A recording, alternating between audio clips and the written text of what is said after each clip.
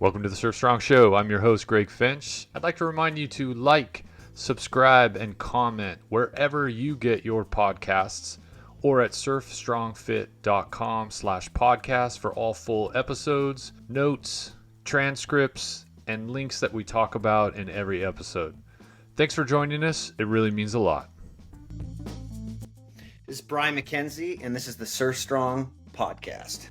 On today's episode of the Surf Strong Show, we welcome Brian McKenzie. I'm really excited to have Brian on the show.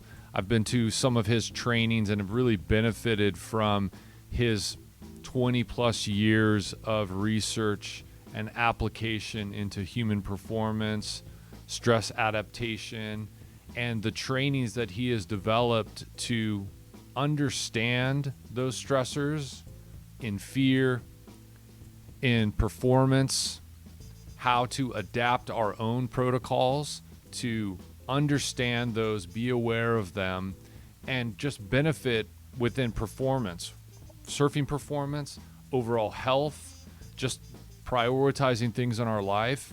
We go into all those things in the episode, and it's just a great conversation. I could have asked Brian questions for hours more, but he was really gracious to give us an hour and a half of his time when we go into some of these areas that we talk about, what he does working with world-class Olympic and professional athletes and elite military operators, and how those high-end trainings can be applied to our own lives and how to benefit from them.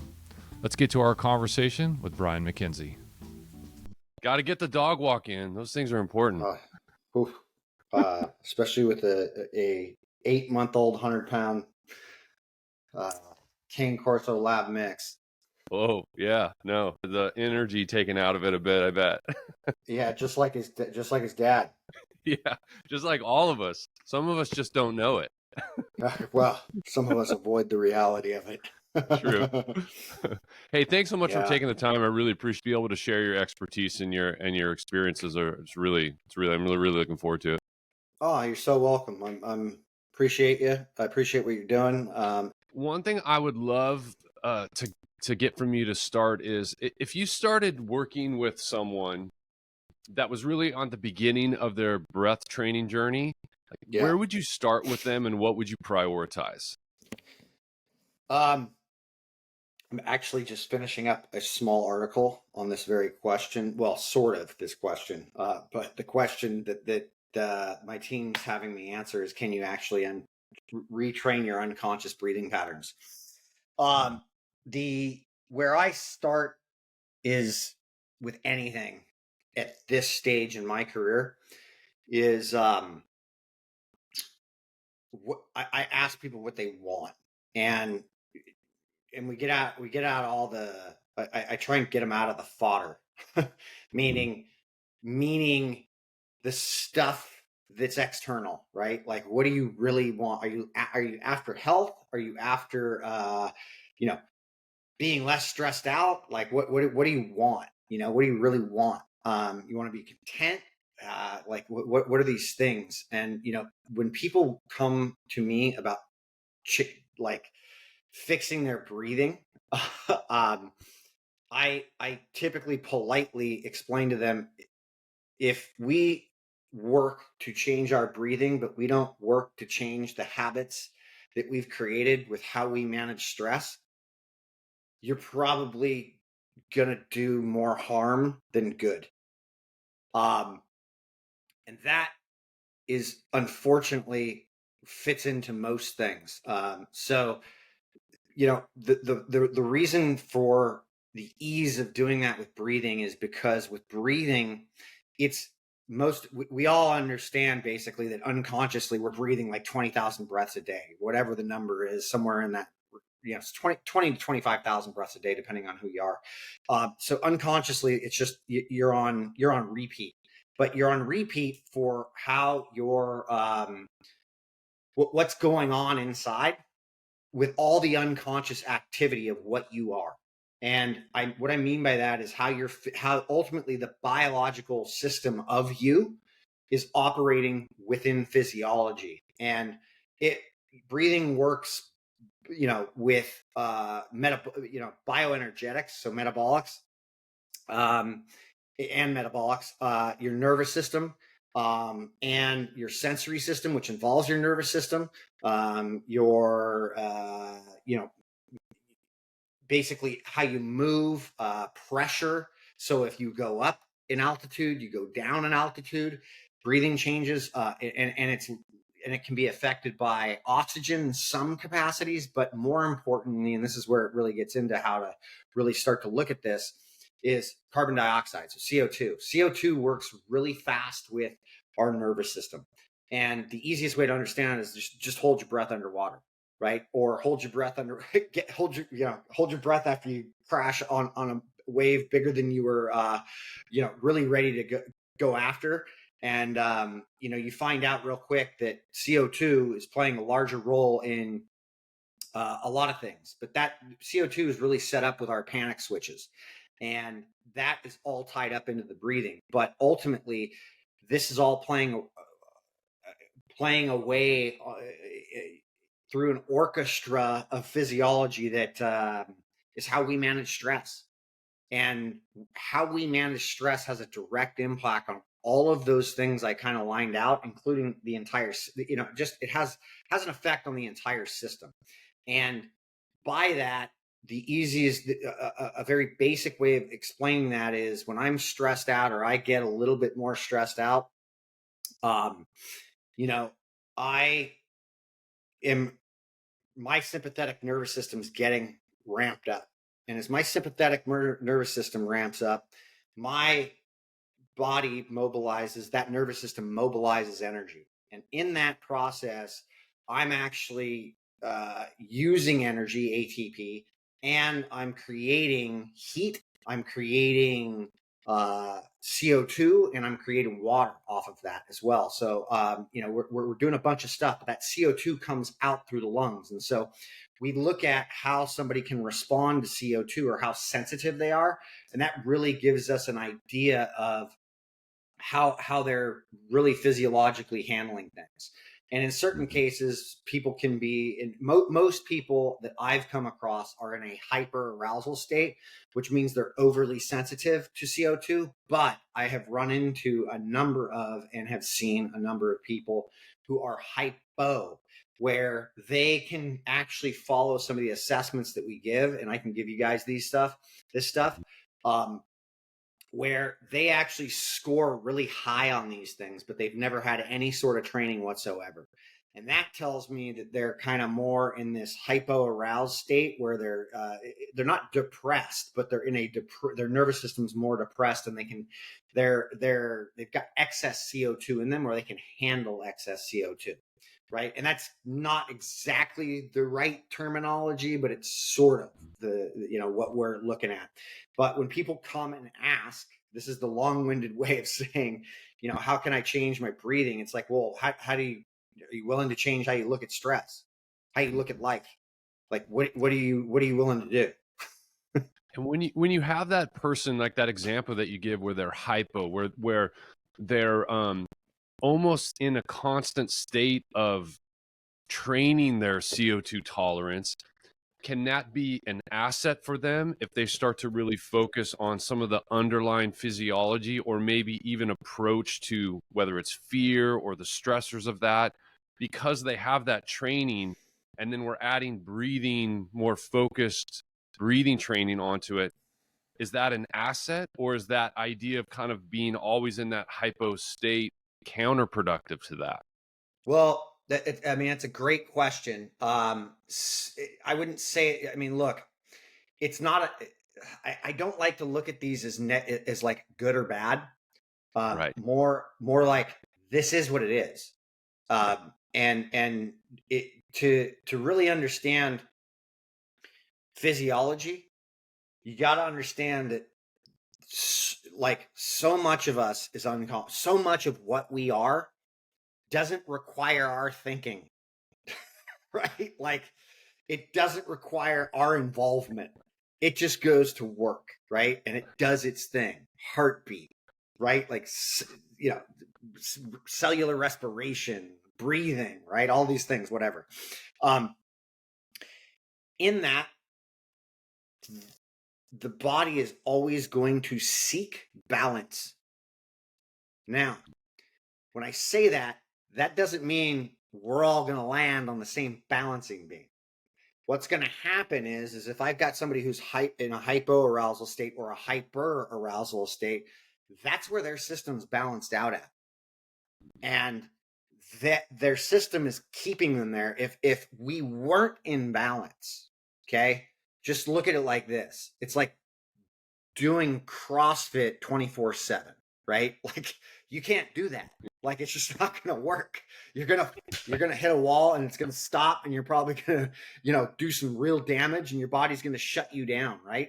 Same with hypoxia. You hold your breath. Freedivers hold their breath too long. They go lights out. Yep. You're out of balance. You're boom, done. Right? It'll keep you in balance all up until that point, right? And so there's all of these compensations that are occurring unconsciously in order to make those things happen. And so that question about, somebody being like, could that be to their advantage? I mean, it's all to your advantage if you want to look at it like that. And that's the way to look at it. Okay. Yeah. However, being in a hypoarousal state is not optimal is a terrible word as well that we like to use a lot. But you're not going to be accomplishing what you are truly capable of accomplishing if that be the goal, right? It's the same thing as hyperarousal, except on the other end of the spectrum. So you want to figure out why you're there and how you got there. And largely what I'll do is I'll order in a number of, techniques, methods, etc., in order to start to chip away and see what happens with that. And see if we get changes, but I'll also look at people's blood work or I then start referring out sometimes where I'm dealing with medical doctors or endocrinologists, etc., people who, biochemists who will look deeper into this stuff and be like, yo, there's some bigger red flags going on here. So that's pretty important as well. Yeah. Yeah. Well, I really like that. With all of those things that you said, one of the core things that came out to me was really this idea, like, I'll frame it in this way. Like when I talk to clients, it's like, begin again every day. Like where you are is where you are. And you're only looking to progress in these small, incremental, positive progressions. And if you learn from the past, absolutely, but don't carry it. Let it go and then start again each day to progress. And that's really what it's about. Like you said, like it's not good or bad. You just have to look to improve. Correct. Yeah. And I even keep people, I keep people on their toes a lot. Even with the language like improvement, it gets a little dangerous because biology can't be improved, just so we're clear. Right. And unfortunately, the only thing that can lie in this biological system is my mind. Yeah. My physiology doesn't lie. My physiology is telling the truth every single time. Your physiology is doing the same thing. And my dog's is doing the same thing as well. And most of what we see psychologically from what I've been able to look at over, 25 years at this point is most of what's going on psychologically, aside from anomalies, outliers, etc., is misunderstood physiology. Meaning I didn't realize what I was feeling or how hard I was pushing or how much I was doing was having this impact on me. And now that I'm here and my wheels are spinning and I'm in this cycle, like, there was physiology that led to that. And you've got these feelings that are going on where, you take your high performers, right? Like the surf community, right? Like, I've worked with a number of professional surfers, some of the top guys that have ever been around. They are, a lot of these people are, they've pushed limits in ways where they've paid attention to this this adrenaline charge, right? Like we've all gotten that rush when the swell's coming, but You know, if anybody's seen big wave surfers, that's a whole nother level up, like where they're literally just going like bouncing around like anxiety ridden little monkeys, right? That are looking for, you know, a way to get to where that swell is going to be, get on a Yeah. flight, travel 24 hours or however long it's going to go, whatever, you know.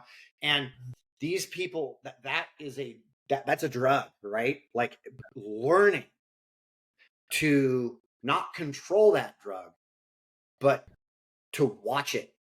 And that's who the best become, are the people who can actually watch when those things come, when those surges of adrenaline happen. And we go after, and it's not just adrenaline. There's plenty of other stuff going on, but this is just such an easy example of like when we get riled up or we start ramping up towards something and we get excited. Like excitement is a drug, and doing enough work to slow yourself down to allow that excitement to sit deeper and go, oh, I know what that is. Go, all right. Yeah, I know what happens when I get out of control of that too. I start making erratic decisions, right? I start doing other stuff. And sometimes I could be dangerous to myself because I take things personally or whatever, you know, like I get hot, right? Whatever your thing is. It just, you got to be able to look deep enough at it to be able to, and that's where I think breathing really does come in, is how can I get somebody to recognize those situations and slow it down enough to look a little deeper at what that means? And then how can we alter much of what we're doing for training or getting the athlete or the person ready for that? And the foundation of that is breathing. And the easiest way for me to manipulate training at this point is to introduce fundamentally breath control. And that's how and where I introduce it. Is it's like, we're going to play with this during training so that you don't jump too fast and lose it, or do too much that you can't handle because your life is kind of bonkers. You're on your phone half the day. You're doing this, and then you're out and you're surfing 3-4 hours a day. So we need to get you to learn how to manage this a little bit differently. So, we do slow chip away process, but it gets there with some of these guys, some of these gals. Yeah. What's so interesting about that too is obviously that's in your history there, and some of your expertise is, changing this concept approach to training in, like, say, high endurance running, where you were like, you really kind of added this idea that, like, no, I'm going to change this, and I'm going to do lower intensity and really look to optimize some of these things. And that was a concept that was, while not brand new, it was still kind of revolutionary. And then, like, talk about how that is and familiarity with that, and maybe how that relates to all the other disciplines that you work with. Yeah, I mean, my background was I got involved in triathlon and then ultra running in the early 2000s. Like I think I did my first triathlon in 2001 or 2002. And then I did an Ironman at like 2004. And then I stumbled into this thing called ultra running that there was nobody really who knew about it. And I got into that. But I had, I had gone your traditional route of a lot of long, slow distance stuff. And then I got introduced by my mentor because I asked him for some help. And I was like, hey, I want to do these ultra marathons. And, could you help me train for these? And he goes, yes. Are you willing to listen? I was like, okay. Anyway, it got pretty intense. And he reintroduced me to strength and conditioning again. And so I started doing a lot of, I got back to some of my roots, which began with a little bit of powerlifting when I was much younger. And I started strength training and incorporating that into the training. And so what happened with my training was I ended up having this massive aerobic base. And then I went in and started sharpening the sword with a lot more intensity. And so I was doing really low volume, but because I was doing ultra running and I was I was doing an ultra marathon probably once a month in some capacity, right? Like whether it was a training run or whether it was an actual event. And during an ultra marathon, I'm not an elite ultra marathoner. I was a short course sprinter. I'm not an endurance athlete, but I just enjoy I enjoy endurance sports. At any rate, there's a lot of walking that's involved, right? And so I've spent a considerable amount of time on my feet, and walking at low levels, and then also doing enough high intensity to understand where that fall off point is. And it's roughly around 6 weeks or so where you can, you can really sharpen the sword, and maybe a little longer for some people, but you can do a lot of intense work for about 6 weeks. And then if you don't have basically that low level of, like walking effort, no joke, you're going to start to, if it's just like you keep sharpening the sword every day, eventually that sword's going to be whittled down to nothing.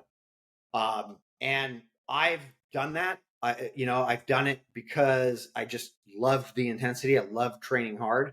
And then it was like, oh wait, maybe I should start walking again. And I got to the point where I had shut down enough stuff with me to where I was just like, I was walking, and then I was doing a little bit of strength training during the week, and it literally reversed everything that was going on with me. Right. And, Wow. the easiest way for me to start with somebody is if I can get them to buy into like 45 minutes of walking in the morning without their phone, right? Or being on their phone. And that means their mouth's shut and they're just walking for 45 minutes. And what that is that is metabolic fitness.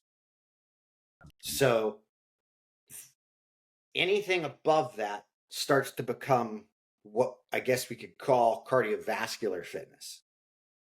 And most people don't have that metabolic side of stuff, including elite level athletes. Now, not all, because there's a number of coaches and people out there in the world who get this. And it took me some time because I didn't start doing the walking thing and probably until like like investing in walking, probably like 6 or 7 years ago, right?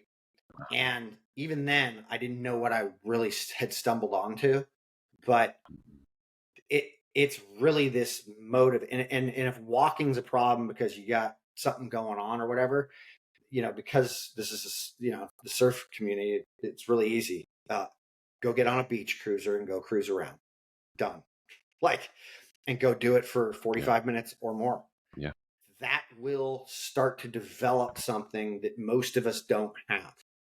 Now, that doesn't mean take away everything else. That means watch what you're doing with everything else. Like how much intensity is involved in everything else you're doing. And really, you don't want to be doing, everything in the orange, right? You want to be doing most of what we're doing with our mouth shut, like 80% of what we're doing with our mouth shut. And you can just get into the orange breathing through your nose if you get really good at breathing through your nose. Now this doesn't apply to surfing in the water because, a lot of what we're doing is water's coming in. So it's really, your mouth can be the way of, filtering that. However, training outside of that, and most of what we do, 80% of your day should be through that nose. And so this is where that kind of evolution of everything came in for me, was roughly like, like 10, 12 years ago now with the breathing. And that was when I realized with the walking stuff where, a few years later, oh, well, this is where that low level, easy development is for anybody and everybody. But I learned pretty quickly when I had invested about 4 straight weeks of nose only breathing, that it had changed it changed so much with my training.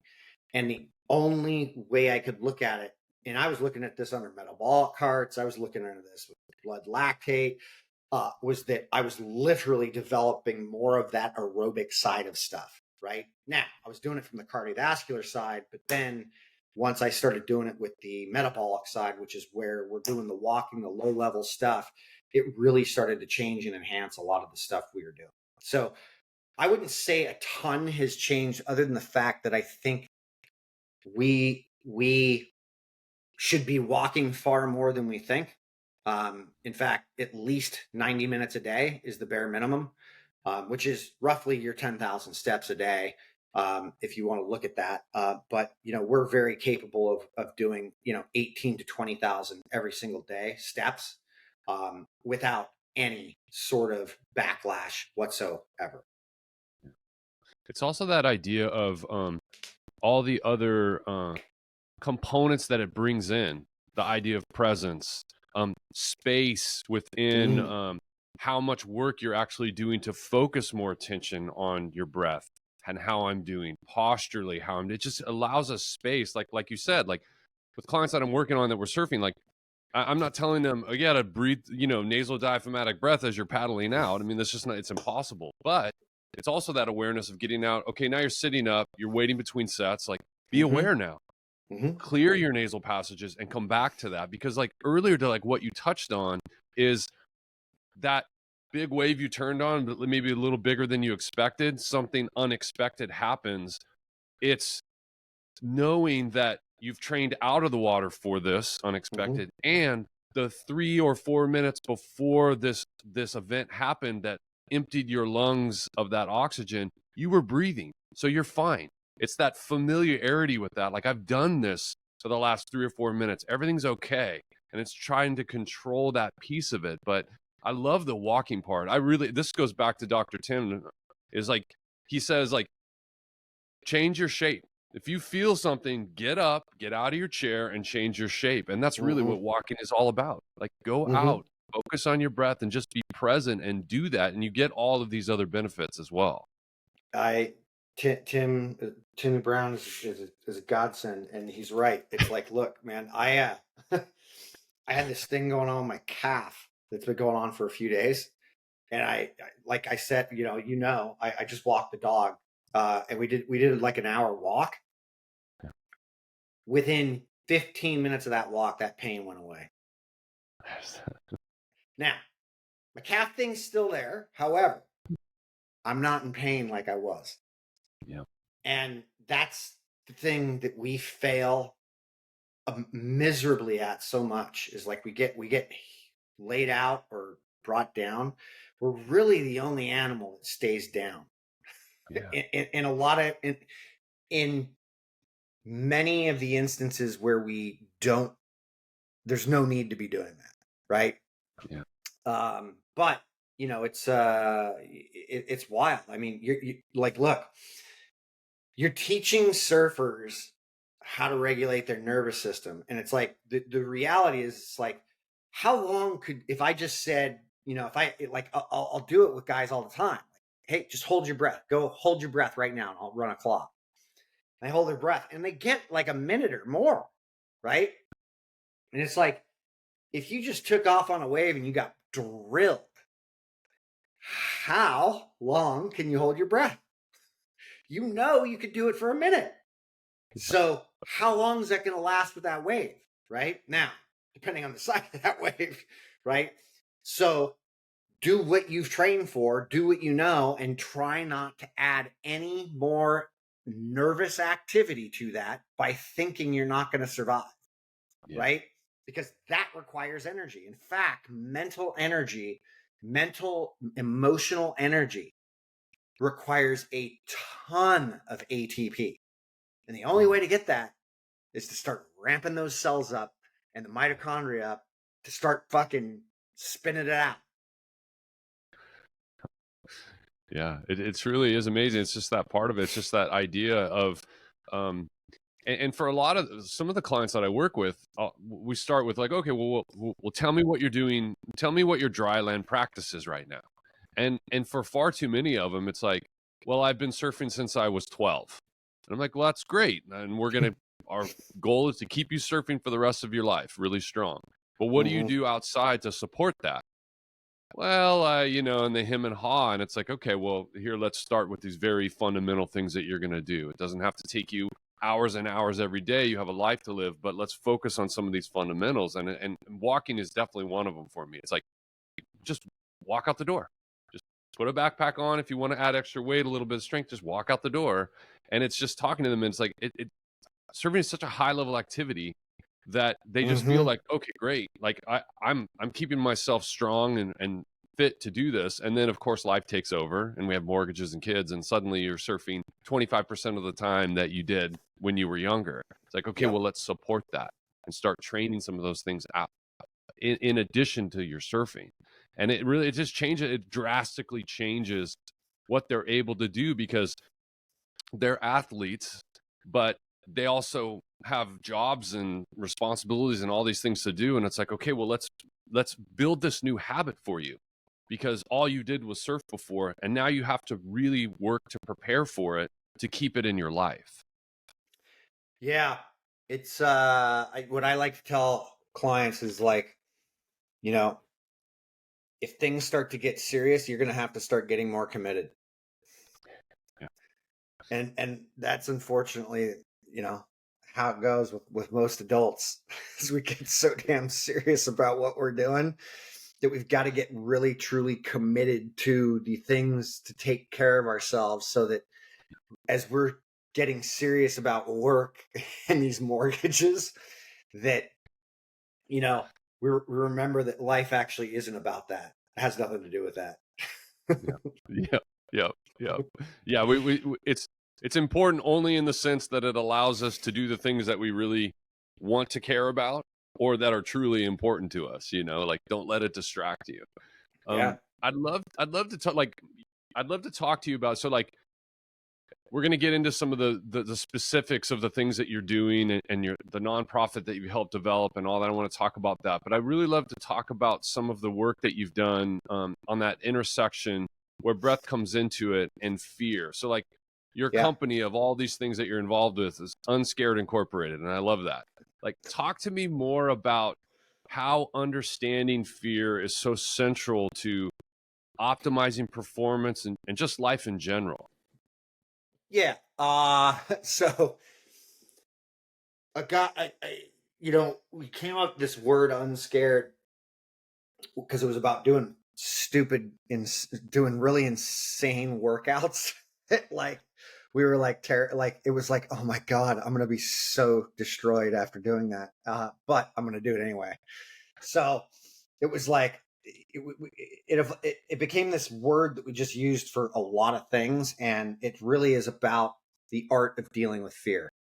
And fear on the surface level is perfectly normal, meaning like, don't put your hand on a hot grill. However, fear in our current state in lives is unnecessary at every avenue. And I have sat with this for many, many, many hours, if not days.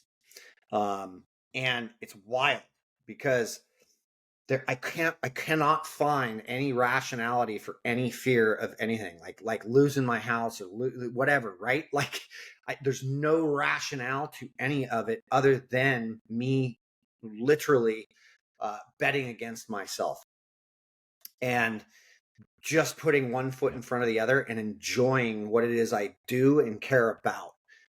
But being unscared is really coming to terms with the reality that it's going to be harder than hell to break those patterns and to stop justifying those patterns with a lot of things. And that's where kind of this thing, the idea of unscared comes, although unscared's not really forward facing, even though it's written across my hands. And it's the name of my company. It's Shift is the company name, but Unscared Inc. has always been there, and it was there from the early stages. But it's really about teaching people how to look at the only reason we have the problems we have is because we've created them, and we've chosen to participate in them. Taxes are not, right, and that is it. So getting people to understand that is kind of the goal, so that we can actually go and do the things that we really that we really love to do. Yeah. Yeah. And all of that through that time and working through that, talk about how that experience and sitting with that and working to understand it came into play when you had your accident that was, pretty severe, and you didn't really know the course that it was going to take you. How did you click into that training after the immediate trauma of it to move past that? And how did that support that path that you were going through? Yeah. Oh, yeah. I mean, that's it right there. Like, so I came pretty close to breaking my neck. I compressed my spinal cord at C3-4, playing tag with my nephews on a jungle gym, where I ran up a ladder and tried to cross let's just call it a ladder, a horizontal ladder across the top of this jungle gym. But I went head into a bar up top at about 10 feet up, standing on at about 8 feet. And I rammed into it, not seeing it. And it just compressed my spine and anyway, I almost broke my neck. I literally fell down. I fell right there, did a backflip off of that. I was lights out at that point, and I woke up, and I didn't feel anything, but I was on the ground, and I looked down. I could look down, and I saw my feet were crossed, but one of my shoes was off, and I was like, oh shit. And I was like, oh my God, I think I just broke my neck. And my nephews were around me, but they thought I was screwing around because I'm like their crazy uncle. So they thought I was just like screwing around. And I did a backflip off this fucking ladder, right? And I was like, oh shoot. I'm like, hey, you're gonna go get your mom right now. And she was walking down with my ex-wife at the time, down to get me. And in that process, when I asked them to do that, I, right prior to that, it was really hard for me to breathe. Right. And I just was like, oh shit, I got to get my breathing under control. I took a deep breath and I breathed, and I noticed I couldn't feel my hands, couldn't feel my legs. I was paralyzed. Like I was like, oh, okay. So I broke my neck, most likely. Should probably get an adult here real quick. So, and I literally was like, I wasn't panicking for some reason. It was really, I was clicking off like this. And then in that moment, after I said, you get your mom, they ran to go get her. And, a few of them stayed there, and my niece. And I, in that moment, was just like, okay, so there's a bunch of kids around you, and your wife at the time was going to show up, and your sister is going to show up, and they're going to freak out. And the best thing you can do is not freak out in this moment, because this is kind of the stuff that you talk about. Yeah. And so I just kind of started taking care of my breathing, and I was just calming myself down. Even though I had, I must have had a ton of stress hormones going on in the body. And the ambulance showed up. They got me on a gurney, and luckily there was a fire department right down the street. And they got me into the ambulance, and they basically just cut off all my clothes and filled me, put IVs on me, started checking me, all this stuff. And on the way to the hospital, I started getting like neurogenic pain, which is extreme pain, in my hands.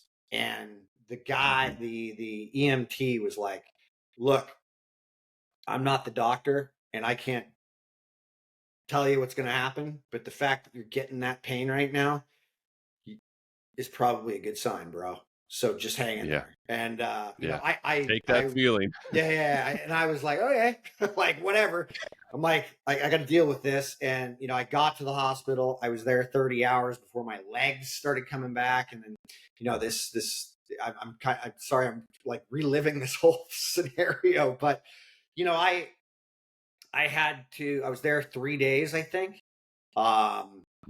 And I got out of the ER after about 30 or 30 so hours, and then they put me into an ICU, and then they kept changing wards because I started improving, and they wanted to do emergency surgery on my neck and all this stuff. And I was like, look, man, I've got Stanford medicine. I was living in the Bay Area. I had Stanford medicine insurance.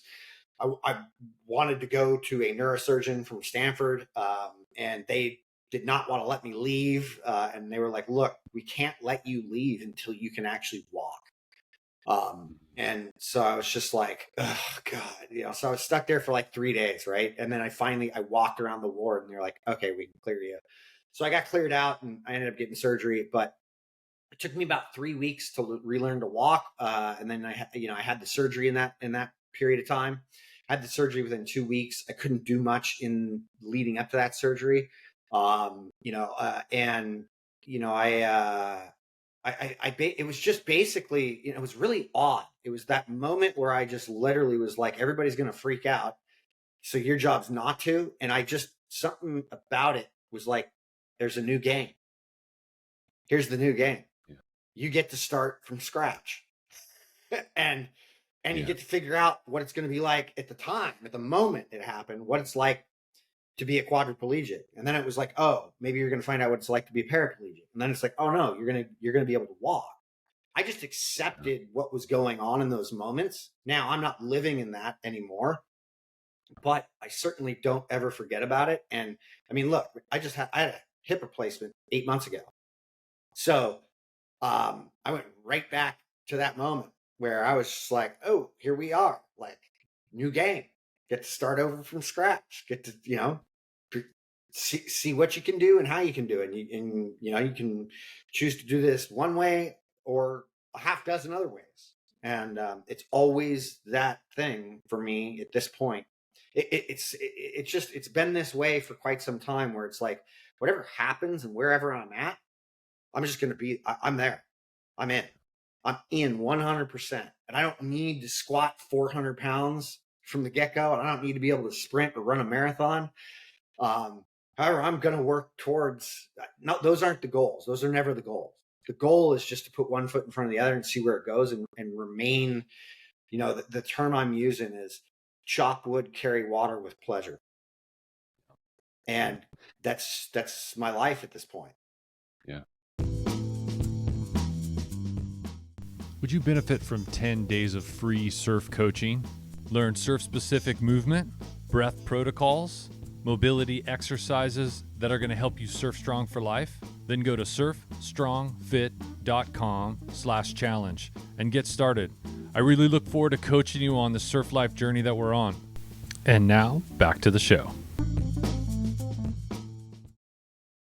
Isn't it so amazing how traumatic events or just something that's that really alters your day-to-day reality? So I'll think back like when my daughter was born, and I can still remember these times where like life is still going on out there, but you're just it's not important at all. Whatever these things that you listed that were just really important that you had to stay on top of just totally melt away, and you are focused in this time right here, and it shows you what is important. Or like when I broke my collarbone, much less traumatic, but at the same time, you're like, okay, everything stops. I'm like unconscious, and I wake up, and my mountain bike is over here, and what's going on. I mean, it strips everything away, and it really does. You're right. This idea of like, okay, now what I got to do? Okay, I got to call. I got to get some help. I got to do, and then you're on these steps forward to whatever your plan was for that week is totally changed. And it's that idea of, I mean, it sounds so simple to say presence, but you're right. One foot in front of the other. I need to take care of these things and just let some of this other baggage just go away. It's not important. Yeah, it's interesting that when those things happen, you break a collarbone or whatever, and instantly you can change your schedule. Yeah. Yeah. Yet. Yep. I can't tell you, man. I got a number of clients I work with that they come to me and their markers are pretty bad, and it's like, yo, how'd we get here? And it's just like, I can't say no. Yeah. It's like, it's too bad, because we're going to teach you how to do that, and you're going to see that like there's this beautiful thing you've been missing called life. Right. Yeah. And it's right there, it's all around you. It just gets, and then it goes back to the hyper-connected life that we live, and, all of these ideas of, you can say social media, and it's not even to say good or bad. It's just we have a pie. Our life is a pie, if you put it as simply as that. And whatever you let take pieces of that pie is just less space to do the other things. And that's how that idea of reordering, and reprioritize, it's difficult, but man, it's so wonderful when you're able to do that and step back and go, oh, okay, these three things are really all that really matters. And I don't have time for the other stuff. It's almost like a reorganization of that. Like, how do we trigger those things to do that on a continuing basis, to always keep the priorities? Yeah, the wild thing is that it's like once we start to do this and then we get a hold of this and we make these changes, because those changes are coming. Whether we flow with it and grow with it is entirely up to us. But I don't know about you, but my work life, that was how I was approaching it, how it was killing me. And I went and changed with it because I started listening to my physiology. My work life has improved tenfold. My creativity has improved tenfold. Yeah. And when we get caught in the machine, and social media is a perfect example of it. It's not good or bad. It just is. But if you're on it all day, you're going to get what happens as a result of that. It's a trade-off. You've made a trade-off to be in front of a screen and be scrolling through something that's literally trying to get you to do that all day long. If you want to play that game, you can play that game, but it's going to come. There is a cost and a trade-off for that. And it's not good or bad. It's just the trade-off. Yeah, absolutely. And you're right. I mean, like, there's literally like millions and millions and millions of dollars and expert after expert after expert that's doing exactly that. Like, they need to have you on there, and they need you to be filling that.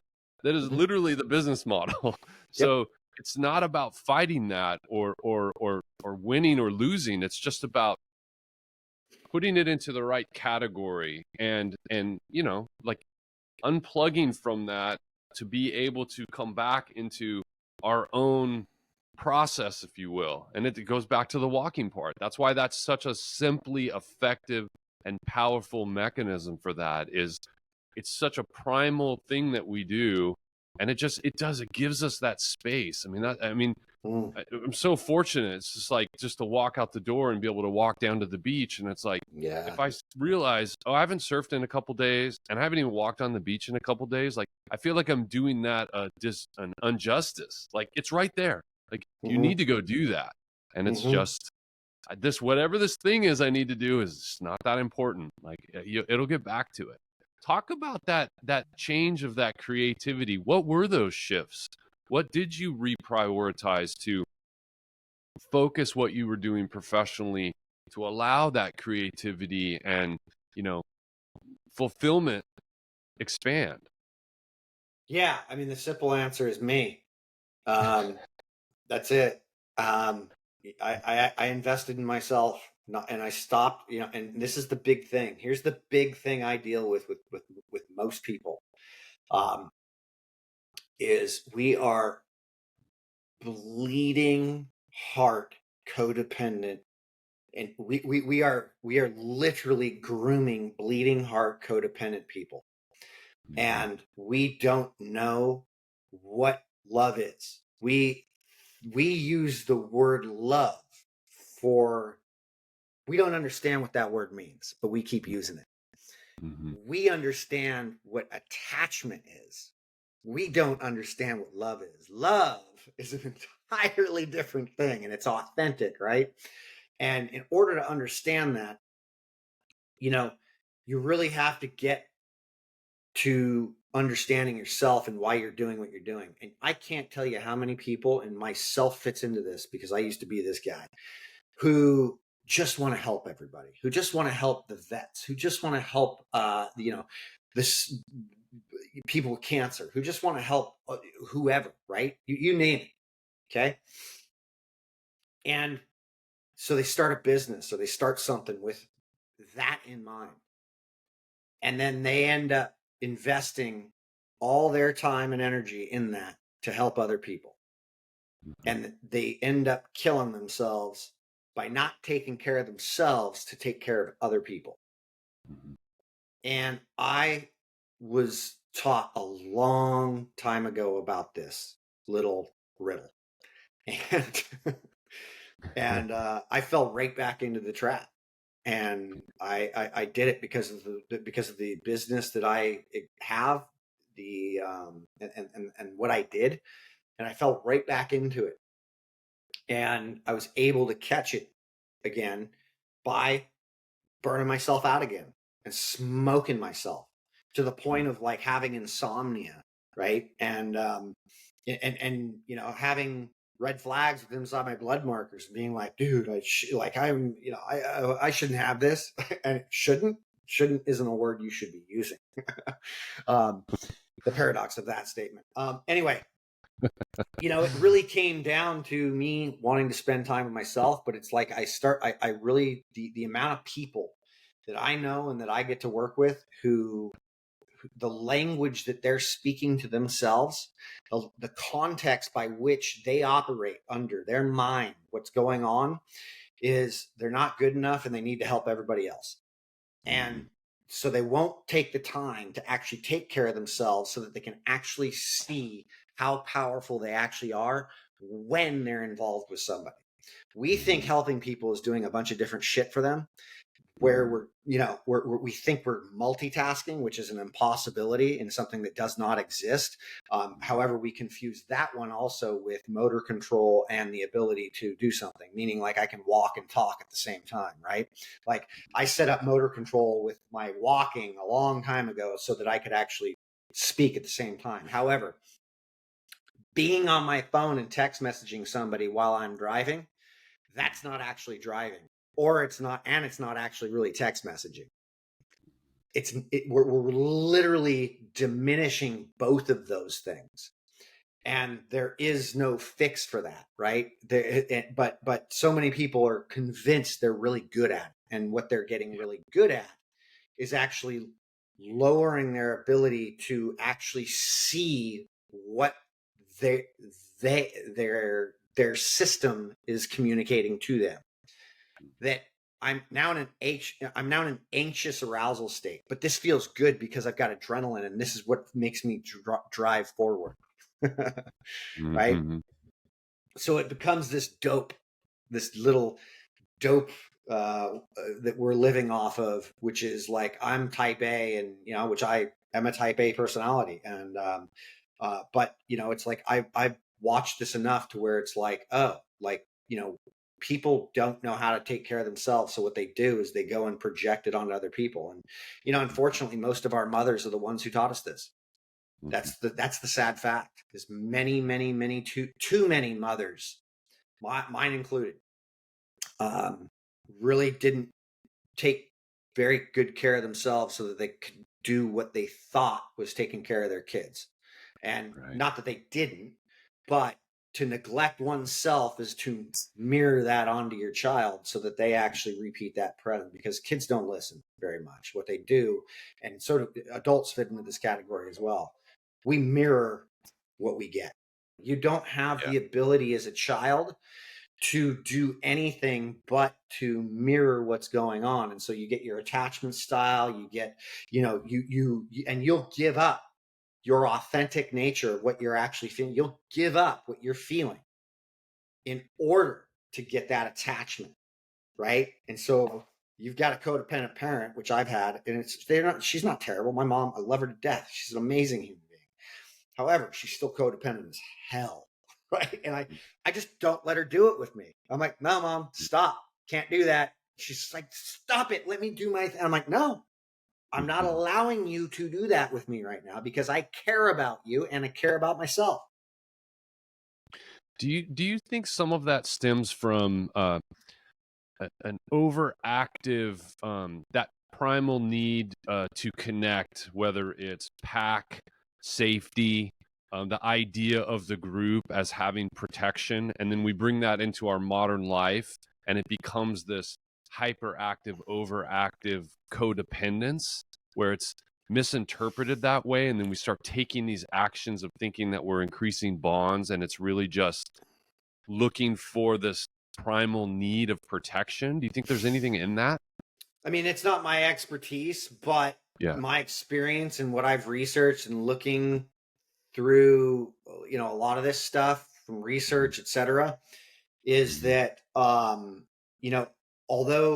that, societal thing exists within us, like the desire for community, etc., and that's why human beings have thrived, right?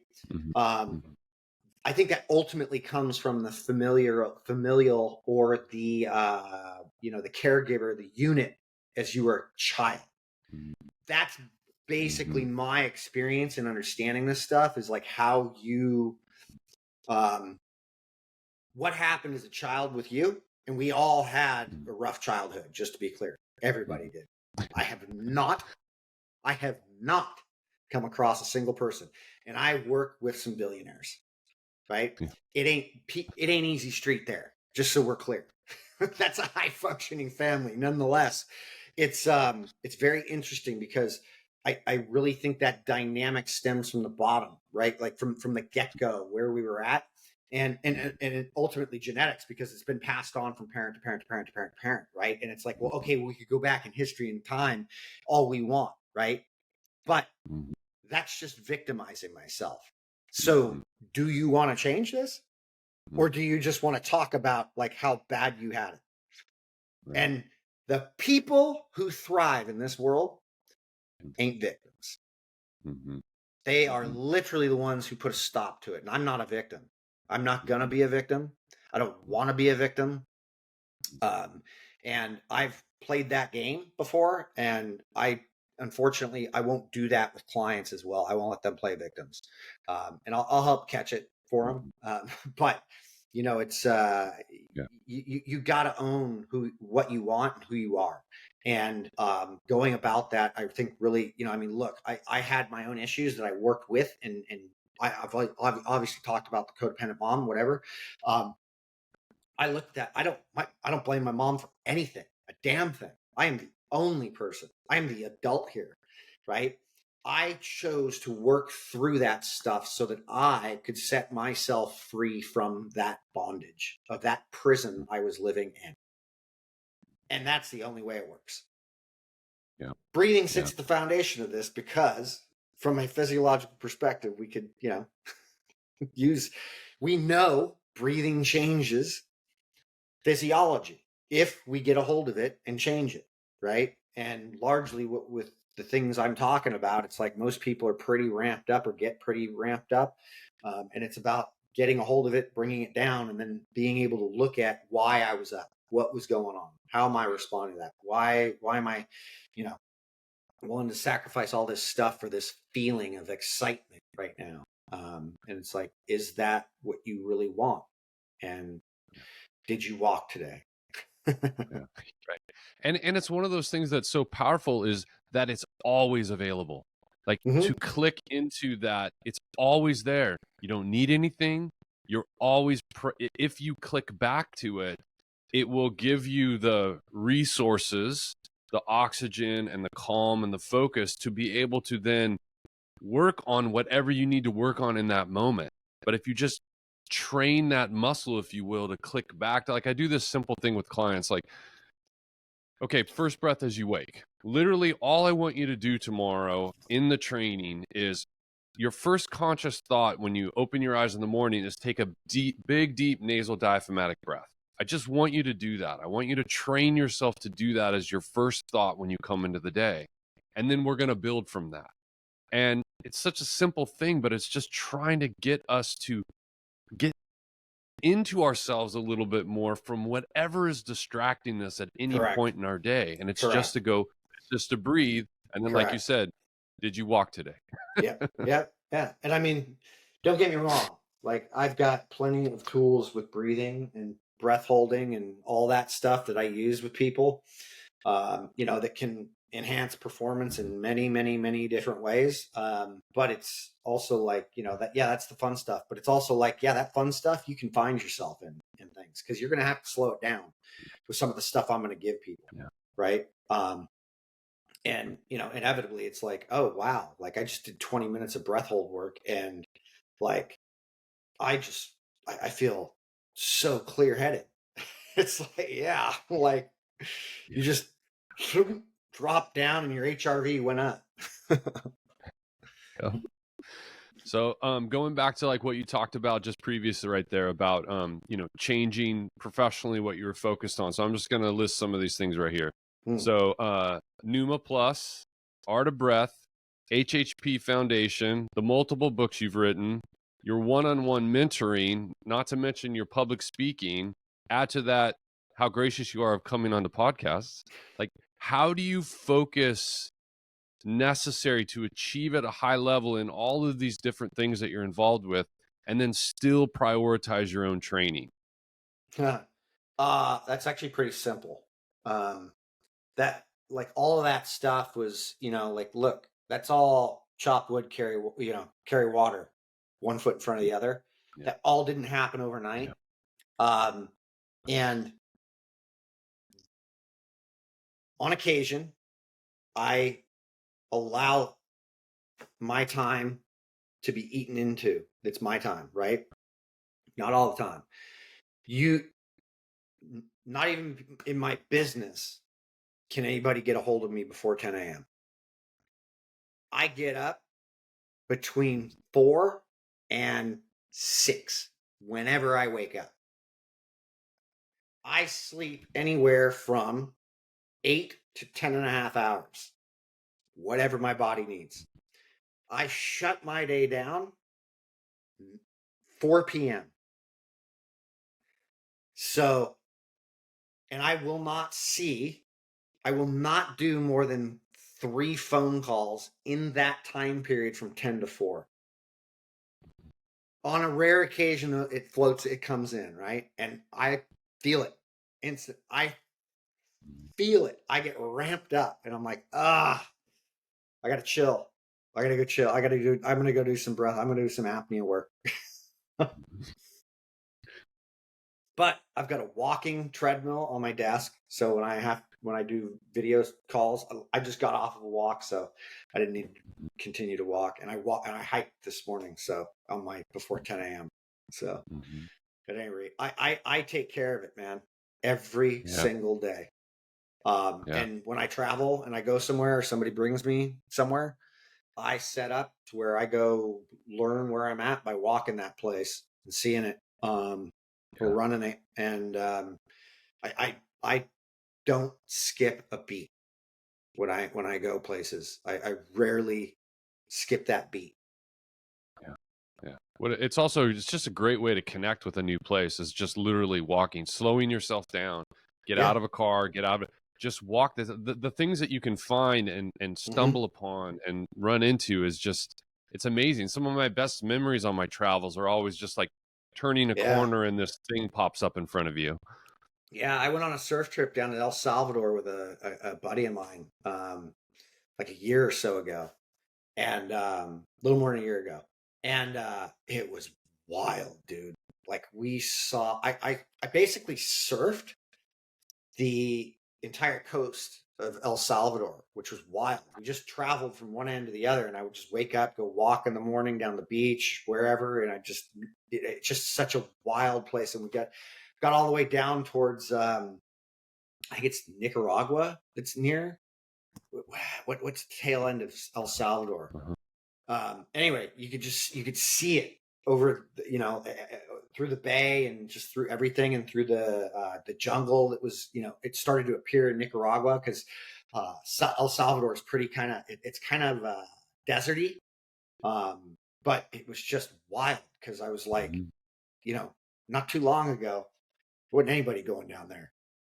And, that Civil War ended and now it's cleaned up and it's like, there's hardly anybody down there. And it was just this wild time to get to see and, experience this place. And I walked around and surfed and did all this stuff that, people don't really ever do. They just sit and don't go anywhere. Yeah. So travel is so great for that. If you focus on prioritizing that way, like that's how we like to travel too, is like loose structure. No, we're going to do a couple things and then whatever else happens, because it gives that space to let the unexpected happen. Otherwise, you're just scheduling like you schedule your life. Yeah, exactly. Yeah, I'm not a big schedule person when I travel. No, sir. Yeah. Presence again. I was my first introduction to you, Brian, was in 2015. I think I listened to you, and you were on Tim Ferriss's podcast with Laird Hamilton and Gabby Reese, and then you went on to work with him, I think, on the 4-Hour Body book. I'd love to hear like what that experience was like for you to be involved in that. With Tim? Yeah, just like I don't know what your involvement with the 4-Hour Body book was, but I know that I think you did he some wrote a couple chapters training and running endurance work within that book, right? Yeah. So were you involved in it much, or was no? That's Tim's book. However, Tim. No, I know it's Tim's book. I just knew I knew you were involved in it. Yeah. So that happened well before I met Laird. But I had Tim found me because he was looking to write this book, The 4-Hour Body, and he was working on a buddy of mine was working on him at the time, who was doing some manual therapy, and he was going to go talk to some endurance athlete, ultra runner. But this was a high mileage guy, whatever. And then my buddy was like, "Oh, you should talk to Brian. He basically does everything on low volume, higher intensity, and he's still doing these events, and he's got athletes that are doing these events." Anyway, so Tim was like, "That's interesting." And so we ended up getting connected, and he ended up coming out and doing one of my seminars at the time, which was when I was working with CrossFit, which is CrossFit Endurance. And Tim came out and did my course. And then basically he interviewed me and had me involved in the 2 chapters that he wrote. I mean, I don't think I've come across anybody who did more homework and had more questions at a seminar than Tim Ferriss. And that speaks volumes as to why he's been so successful with the writing that he's done. And I mean, the guy went to Princeton for a reason, and this was the reason. It's and that doesn't mean, anything other than the fact that he put in heavy effort at where he went and got an education, but he also put heavy effort into what I was doing. And the 2 chapters that I was involved in his book, I was literally like, wow, this guy really cares about what he is doing. And, I appreciated it. So, and Tim and I have known each other for years.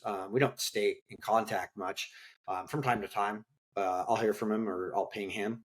But, he was good. And then, I ended up meeting Laird through Kai Borg, who, was on the North Shore of Wahoo. And he introduced me to Laird, and then Laird and I hit it off the first time that we met, just because Laird was really doing a lot of the things very similar to what I was doing outside of the pool training. But I could make sense. I could put a lot of scientific explanation around many of the things that he had just basically stumbled into and knew was helping drive him or helping keep him where it was. And then we came into this breathing thing together. It took off for both of us. I mean, he's got XPT. I helped them start XPT, get that organized and started it up with them. And then I kept doing my own thing. Yeah. So I would love to get your thoughts on, from the start of your training and going into heat exposure training and cold therapy, and now watching it come into more of a public consciousness and seeing it in certain places, and and the great things of that, people being exposed to this training and the benefits of it, and maybe some of the downsides of it, whether it's misinformation or misrepresentation of what it is. I'd love to hear your thoughts on that and your Yeah. personal experience with those trainings. Yeah. Well, I mean, since I just brought up Laird, Laird's the first person who introduced me to the cold. He Yeah. stuffed me in his fucking ice tub in a cave, and after he had been sitting in there for like 3 minutes, and I was having a conversation with him, we were talking, and he was talking to me very normally, and so I wasn't cluing into the fact of how cold it actually was. And I got in, and I was like so overwhelmed. And I mean, this thing was just filled with ice. And anyway, I was like, how long am I staying in here? And he goes, 3 minutes. And I just jumped out, and he just started rolling on the ground, laughing at me. Like he's just rolling, laughing, like howling.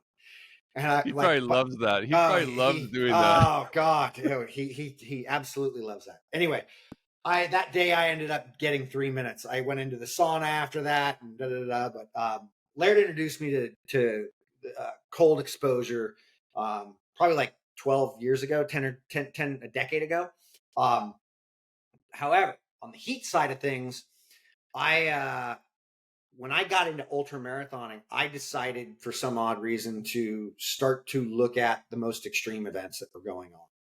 And I was enamored with Badwater and Death Valley, just from the sake of like being out there, right? So I started going out there pretty early on, like 2005-ish, maybe 2004, no, 2005, like 2005-ish. And I would go out in the dead of summer, and I would start training and doing things out there. And then I ended up qualifying for what is basically the World Series of ultra marathoning. It's not. It's just like in terms of the event, like they put this thing on. It's like this wild. It's like it's a massive ultra running event. But it's called Western States 100, and it's run on the month prior to Badwater. And I knew I wasn't going to actually get into Badwater because I didn't have the credentials quite yet. I got into Western States in 2006 and did it. And then I ended up pacing a guy where I ran about 90 of the miles with him through Badwater a month later. And in preparation for that, I learned really quickly for Western States, because Western States ended up being one of the hottest years on record. And meaning we went into some canyons, and it was well over 110, and you're in the middle of nowhere. So it's like, you better be ready for that. At any rate, I ended up doing a lot of training. I ended up turning my garage in 2005 and 2006 it was a small garage, into a sauna itself. Where I had multiple heaters running, and I had a treadmill, and I would run uphill, I would run downhill. But anyway, I started learning about heat adaptation and thermal loading very, very early on in my career as a coach, right? But not just as an athlete, but as a coach. And so I ended up getting a small sauna during that time too. But I also learned that, the sauna only goes so far with a lot of the thermal loading that happens. And, at any rate, I've screwed around a lot with the heat. And I've done enough with the cold and understand the cold enough to where, I really understand that cold. I understand the science. I understand the research that's going on with it. I understand much of the physiology that's happening. And, with either of these mediums, right? And so both of these things can be great enhancements to what it is you're doing. But to be clear, both of these mediums are stressors. They aren't. We use the term recovery in a way just like we like to use love. We don't really understand what recovery is, but we know it's something that involves resting, right? And it sounds good though. It sounds like it's good for us. It sounds good, but if you go jump into freezing cold water, that's a stressor. However, it can have a hormetic effect, or it can have beyond a hormetic effect, it can have even impacts on your immune system, etc. It can compress things in ways and freeze layers of things that'll help with a lot of stuff going on. That said, the cold does not require a long time to create an adaptation to, right? Like you could probably get cold adapted within a few days of just exposing yourself. However, your mind is probably going to be playing more tricks with you than your physiology, right?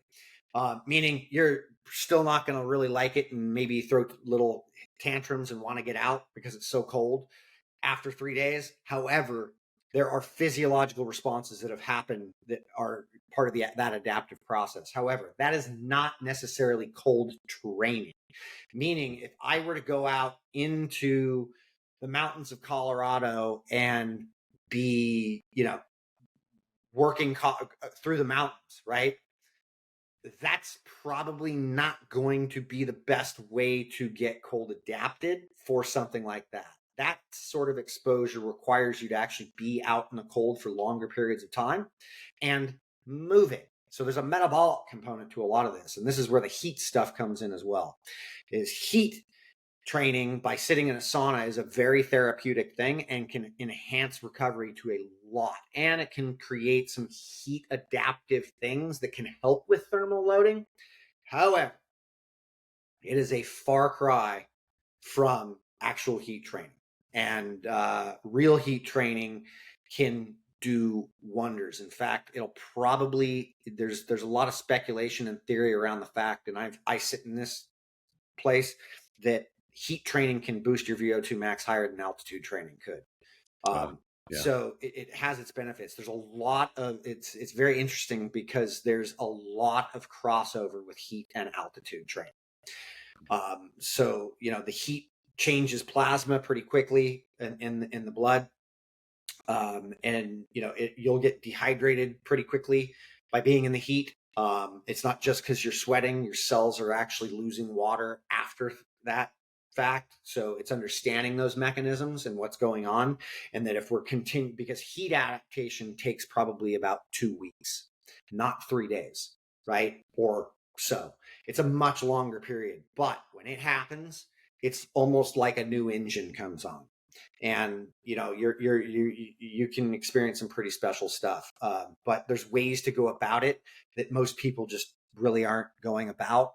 A lot of people think that going and getting in a sauna on an assault bike and going really hard is a means for that, and that's probably that's about as ineffective as just sitting in a very hot sauna for real heat adaptation, because you're not actually able to get that core temperature up enough to meet what that superficial temperature is doing and trying to come at it. And I've looked at this with thermal sensors, and it's wild that how quickly we shut down, and our thermal, like our core temperature hasn't even boosted at all. Like it's barely boosted up, right? And you can hear about Ironman triathletes who are winning the Ironman and they're at 105 degree temperature, right?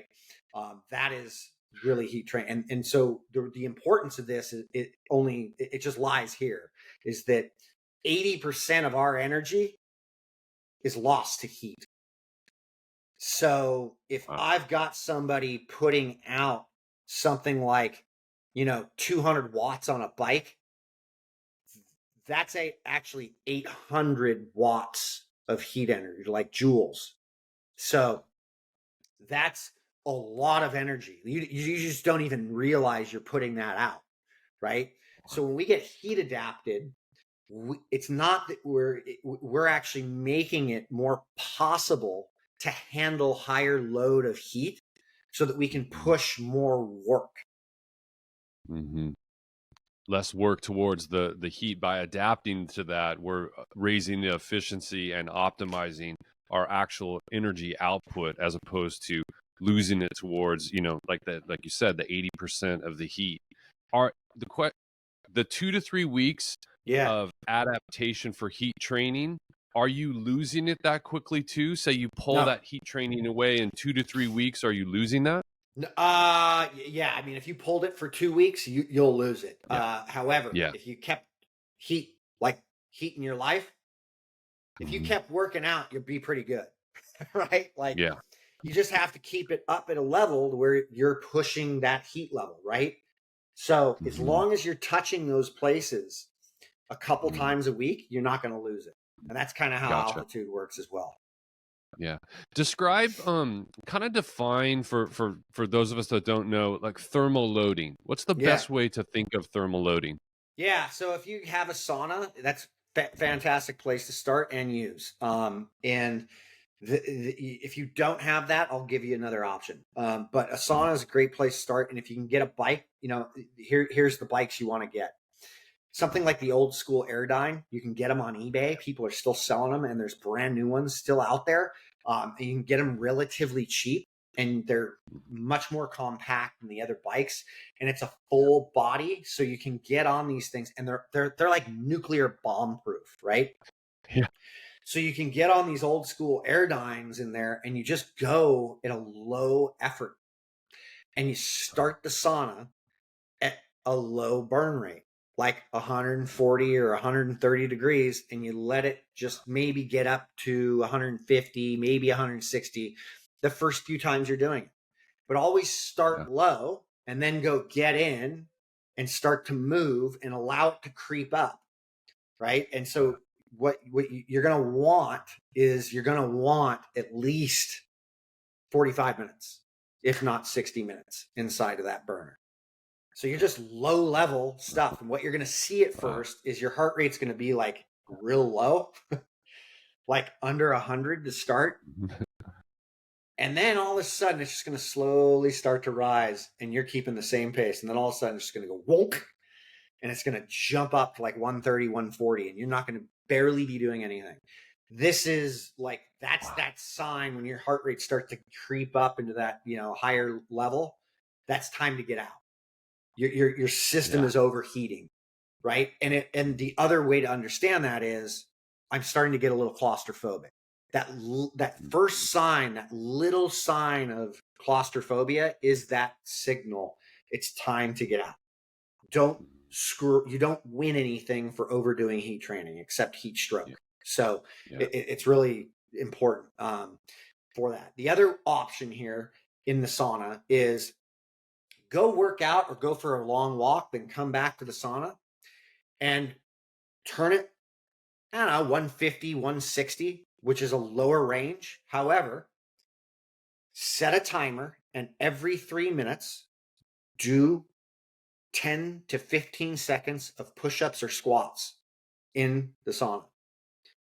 And you'll start to do the exact same thing that happened with the movement, but you need to get your body moving and getting that getting that metabolism cranked up, getting that cardiovascular system cranked up, so that the internal engines start burning fuel as well, so that you can start to meet that. Now, outside of that, you could get a heat suit. Heat suits are simply, we've all seen wrestlers and fighters who go put on those.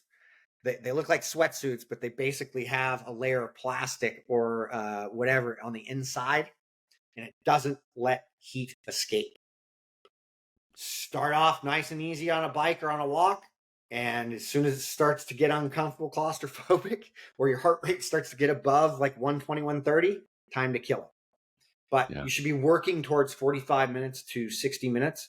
And, it just takes a consistent block of like 2 weeks to do that. And then you can just as long as you're intermittently doing that throughout the week, like a couple times a week, like doing something that's getting your body temperature up, you will not lose that. Yeah, that's great. And also that slow idea of it also allows that emotional mindset part to adapt as well. Like, give it time to start to do it. Like, some of the clients I talk to is like, we'll talk about like, hey, just at the end of your shower, just do it to cold. It's not cold training, but that might be the most difficult thing you do that day, is to actually take that action. Correct. It'll do something. That cold shower will do something. There's a few things it'll do. I mean, it's not going to make you ready for the mountains of Colorado, but it's which most people don't want. Like most people aren't alpine climbers. They could care less, right? So, it's go ahead, get a cold plunge. I have a cold plunge. I don't do extreme cold training. I do extreme heat training. I found far more benefit with extreme heat. And you will see me 3 days a week in my sauna on my Airdyne for about 45 to 60 minutes, just cruising. Wow. Yeah. What is the rest of your, like last week when we were scheduling this, you were talking about you're in your training block.